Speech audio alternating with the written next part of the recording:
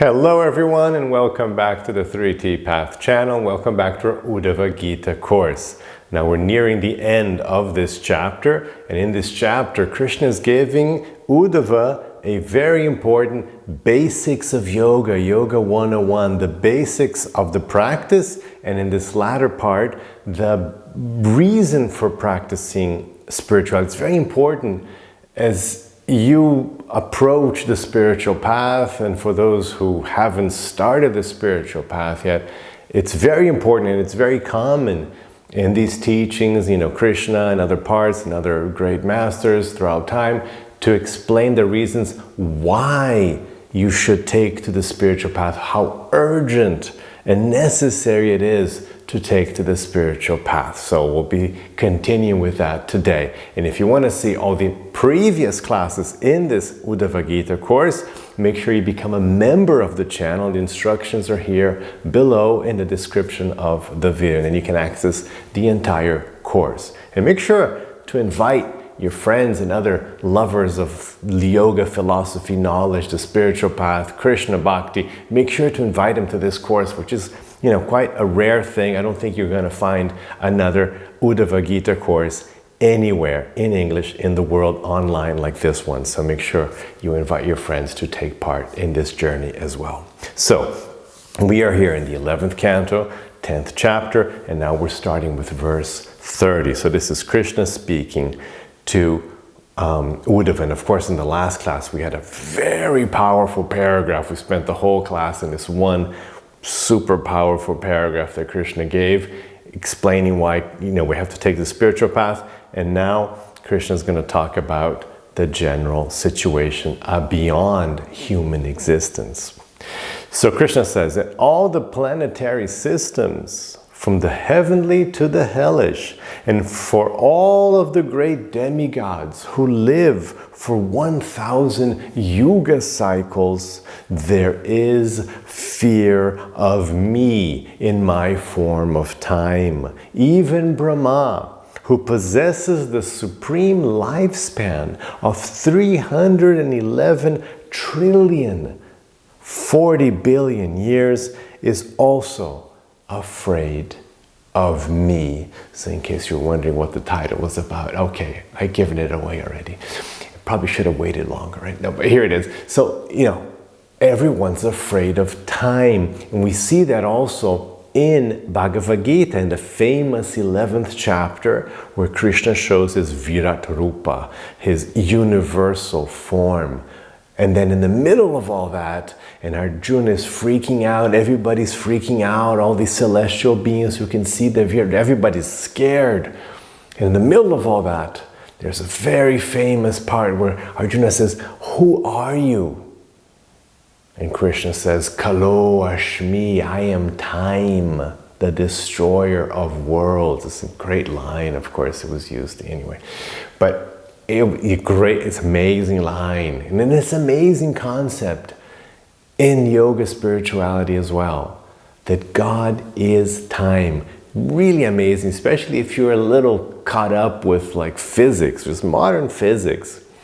Time is such a mystery. Our greatest modern physicist, a whole lifetime dedicated to understanding time. Time is such a, what is time? Figure it out. It's such a time. So this is, Krishna gives this link. I am time. So time is this supreme power that destroys all the worlds, destroys every person, brings every person to death. Even these great demigods fear time. Even Lord Brahma, who is the supreme lifespan of the entire existence of the universe, he fears time as well.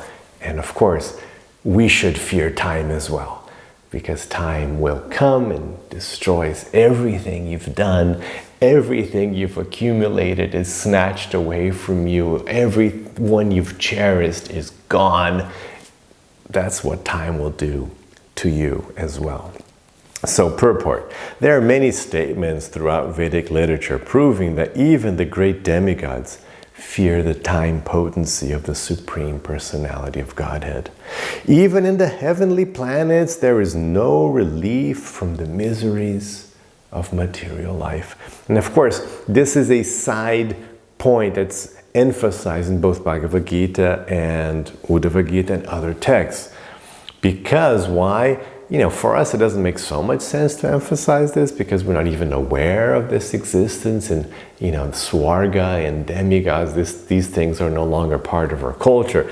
But of course, when these texts were spoken thousands of years ago, the Vedic popular mundane religion, the religion on the ground as it were, was the worship of demigods, as it was in ancient Greece and ancient Rome and Africa and Nordic countries, like all over the world. So this worship of demigods was the default human religious experience all over the world, if you write it.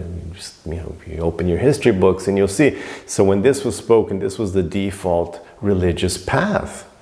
And specifically the Vedic version is that you would worship these demigods, foremost of whom would be Indra, and you would worship them so you'd get good stuff here, you'd get the rain on time to get your crops going, and get protection for your armies in battle, that kind of thing. So you'd worship them for some immediate gains here, but the ultimate goal was through these elaborate Vedic sacrifices, yajnas, you would then accumulate sufficient good karma to give you entrance to Swarga yourself. So like in your next life, when you died, like the top goal, desired by these mundane Vedic religions was to then, when you die, take birth in Swarga. And so you've seen here Krishna talked about this to Uddhava already, and in Bhagavad Gita twice,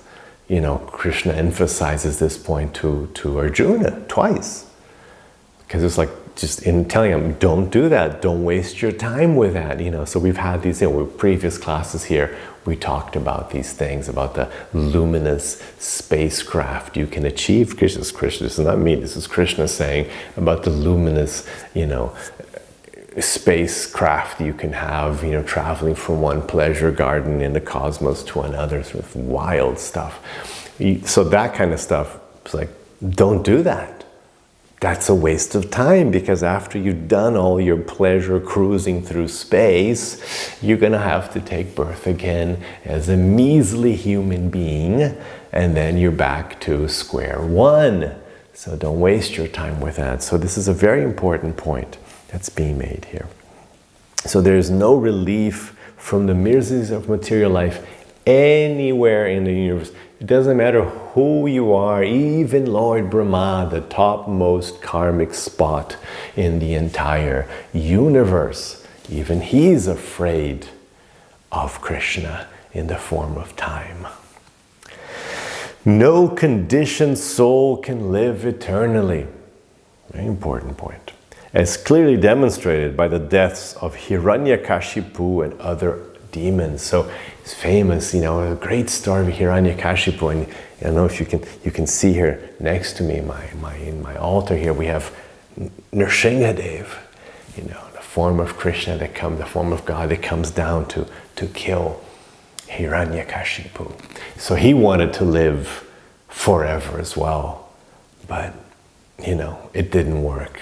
So there's these little stories like it doesn't work. Nobody who has taken birth in the material body can live forever.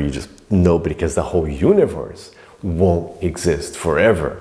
Time will destroy everything, so there's nowhere to go in matter. But of course, you can get out of matter, transcend matter, go back to your Swarupa, to your original form, and then you can live eternally in bliss, in knowledge.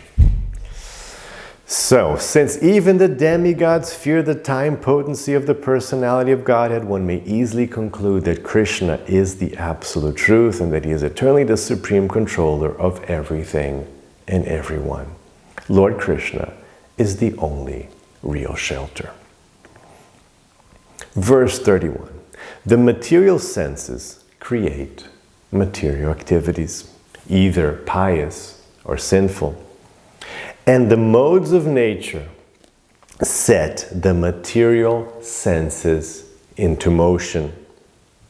The living entity, being fully engaged by the material senses and the modes of nature, the gunas, experiences the various results of fruitive work. So now Krishna, look, Uddhava, let's just go back to the basics here. What's going on?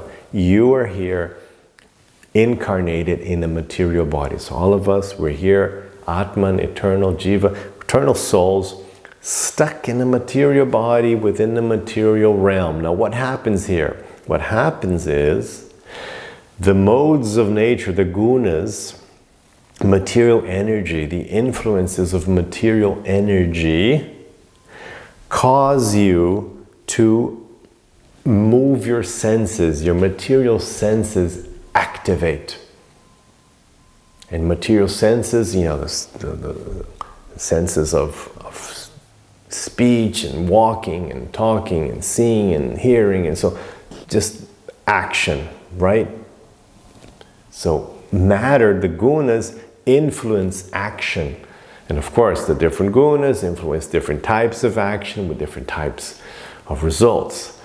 That's why we also are very careful to cultivate sattva guna, because we want to make sure that the actions we're impelled to perform by matter are the least dangerous. They're still bad. I mean, you still can't be stuck in sattva, but at least it's better than rajas and it's much better than tamas. Because when you don't conduct your life properly, you create a situation where tamagun, will influence your actions. And then those actions are going to be adharmic. They're going to be sinful. And then that's going to create a really bad result. So Krishna's saying, look, you're here, you're stuck here, we're all stuck here. And then the gunas, material nature, will influence your senses, your material senses will come into action. Now, what happens when your senses act? Well, they'll either be doing something that's dharmic or adharmic, and of course, it's not just black or white, it's, you know, all shades of gray in between. So either your action will be perfectly pious, perfectly dharmic, it was just the perfect thing to do, just the right way, it's like, you know, exactly what had to be done, just the very best way. Or it's going to slide all the way down to, no, that was like the worst thing you could do it, the worst possible way you could do it. So like there's this whole range. Okay? And this language of black and white is actually used in the Yoga Sutras by Patanjali. So it's going to be either black and white or in between. So your actions are going to be black and white or in between or mixed. And then what happens, those actions, the living being fully engaged by the senses and the modes, thus experiences the various results of his fruitive work. So then, of course, if you have a sinful action, the result won't be very nice, right? So the adharmic actions are going to generate, you know, bad karma, bad situations, you know, we know what they are, we've been through them, we're going through them, right? So the more, you know, adharmic, to use the language, but if you want to use like a Western version of the more sinful, then the heavier the karma, the heavier the experiences, you know, it's bad situations, poverty, you know, having to deal with trouble, being unloved, being unliked, you know, just suffering, disease, this is bad government, torture. I mean, you know, I don't have to go into the details, right? And then, you know, if it's good, you're good karma, then you're okay, you got some money and good look and you got health and okay, it's nice, but still you've got death, you've got problems, you've got jealousy, you've got, nobody's free from trouble. Again, nobody's free from trouble. So the last verse was saying like, nobody is free from trouble. Even Lord Brahma, what to speak of the demigod, what to speak of a measly human being. So you're going to have lots of trouble. But as Krishna just gave you the background, this is the situation. Understand that this is the situation. This is what you're stuck in. And that's why you have to practice spiritual life. That's why you have to take in Uddhava-gita, Bhagavad-gita to get out of samsara. This is samsara. Samsara, this is what samsara means.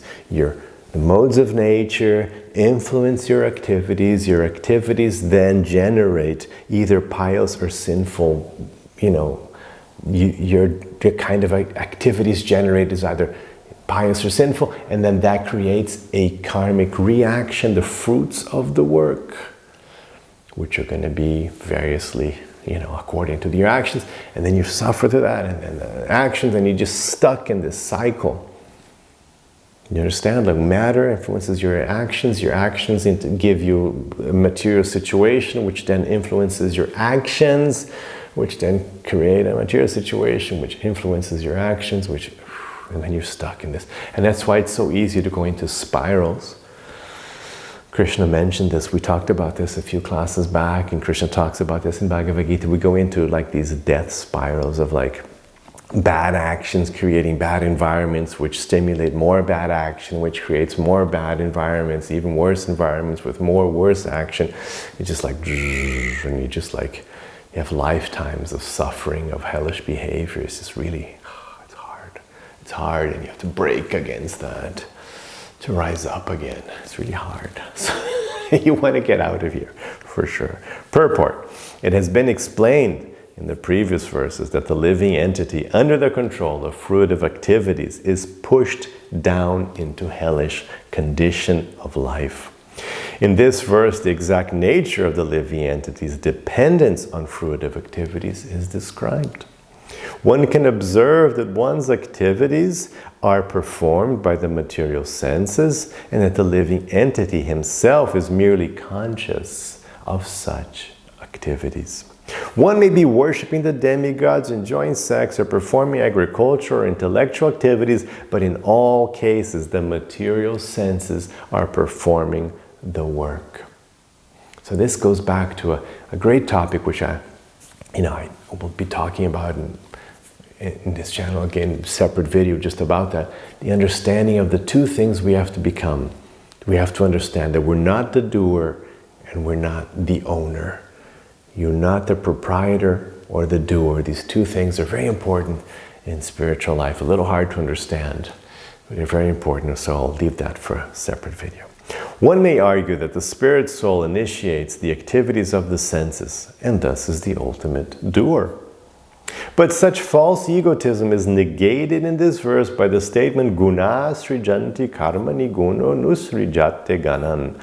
The three modes of nature, goodness, passion, and ignorance, stimulate the function of the material senses, the functions of the material senses. And the living entity coming under the control of a particular mode of nature merely experiences the good and bad results of his work. Of course, we have some free will, but it's much tighter than you might think.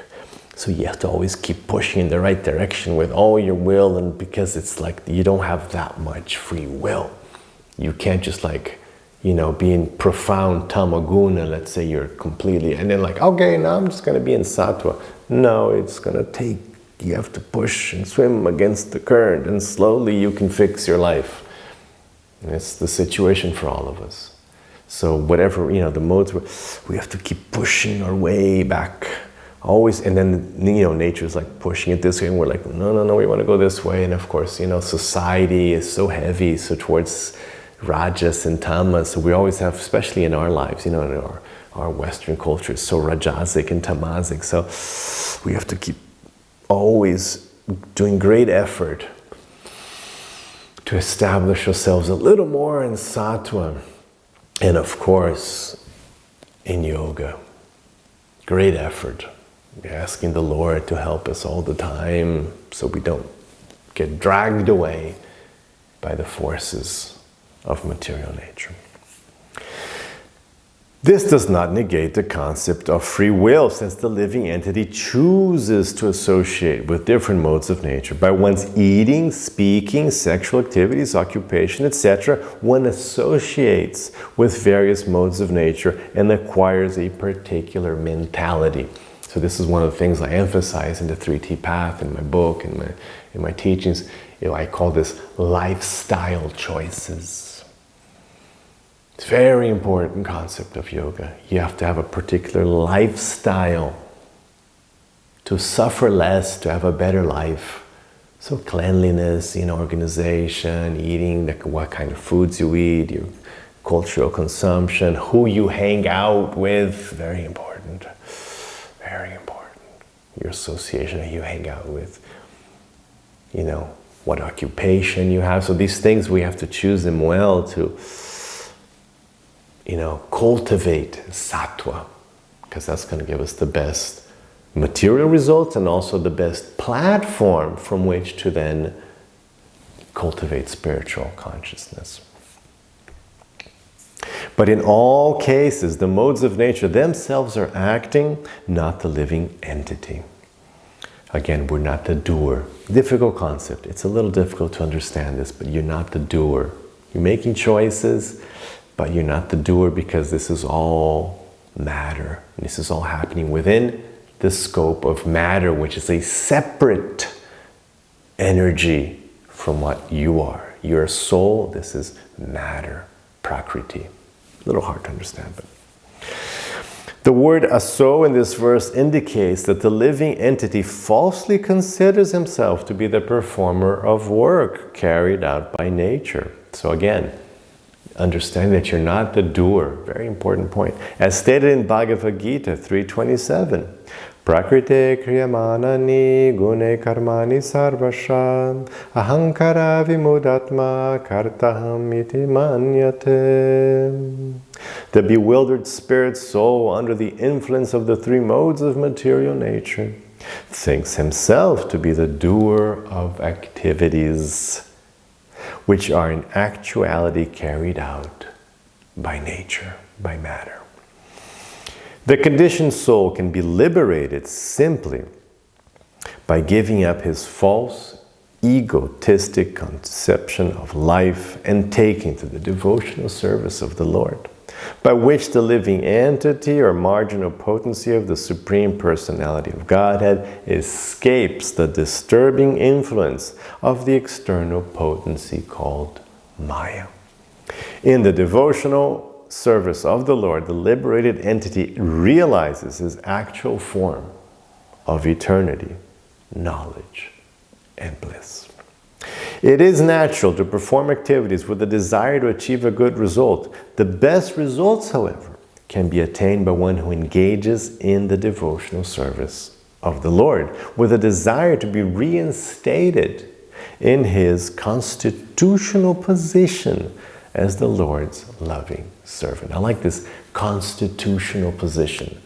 It took me a while to understand. Like, what is your constitution? What are you made of? What is your original thing, a constitution of the soul?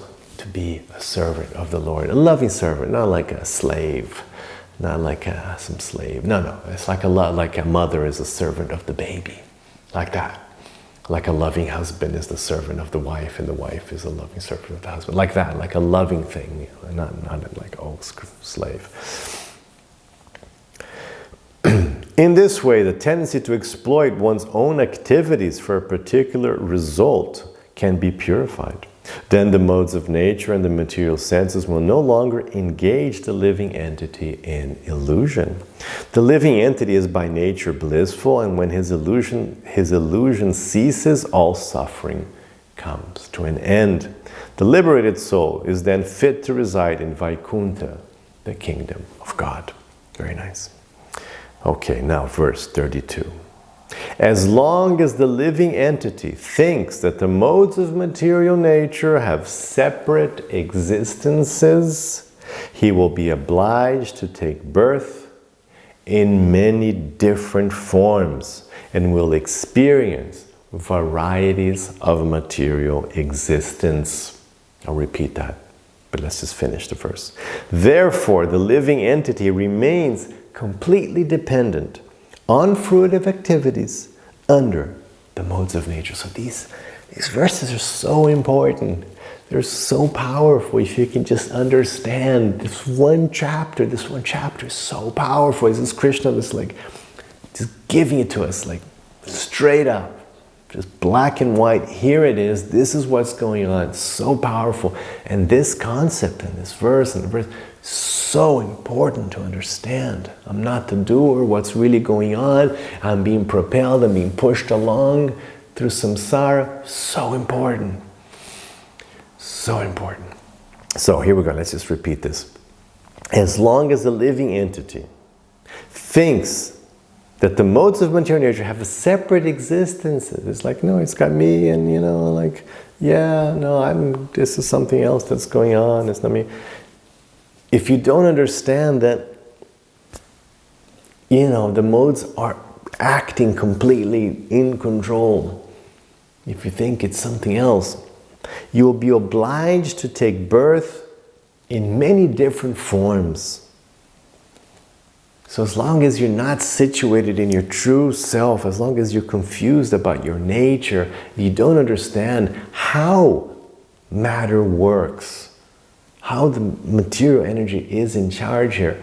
As long as you don't understand that, what happens is you're stuck in samsara, the wheel of birth and death, the ocean of birth and death. You're lost in the ocean of birth and death. And then what happens, you will experience varieties of material existence.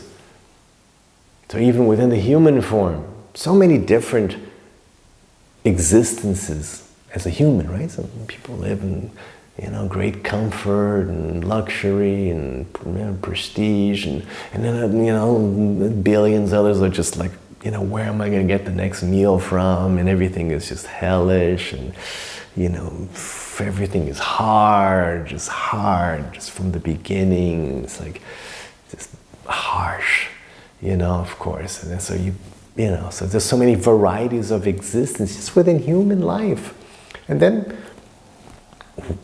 beyond human life. What's the existence like for these guys? It's like totally different than my existence, and then my dog and the wolf and the bird and the fish and the worm and those insects. There's so many insects, and all those are souls.